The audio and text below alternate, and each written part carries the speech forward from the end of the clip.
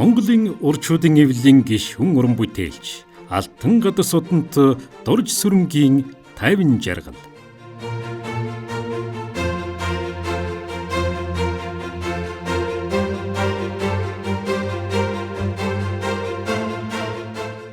Балчир насанда хан ганц синхэр оргил тунгалаг мөрний уянган дөсөж урлагийн зам мөрөө дүрслэх урлагийн коллежийн монументал зургийн ангид тавьсан тэрээр 1993 оноос уран бүтээлийн үлзийтэй замаа нээж тэр цагаас хойш бүтээлээ тасралтгүй төрөвсөр ирлээ.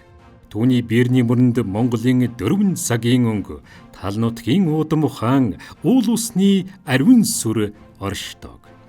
Монголын тайгаас говь хүртэл, Оросын хязгаараас хятадын хотууд хүртэл олон улсын үзэсгэлэнгийн танхимд бүтээл нь дуудавч нутаг шингэсэн уянгаран ялгарчээ.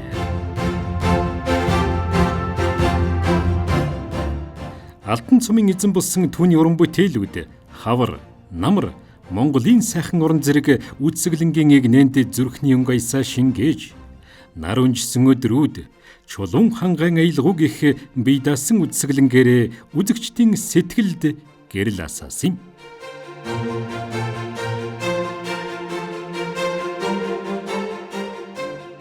Монголын урчуудын эвлэлийн гишүүн зураач дорж сүрэнгийн 50 жаргалын үзэсгэлэнт 4 улирал судалбар зургийн үзэсгэлэн 2025 оны 10 дугаар сарын 7-ны өдрийн 13 цагт нээлттэй хийх тул та бүхэн хүрэлцэн ирж урлагийн бодит ертөнд суур аялж нүд сэтгэлэн баясгахыг урьж байна.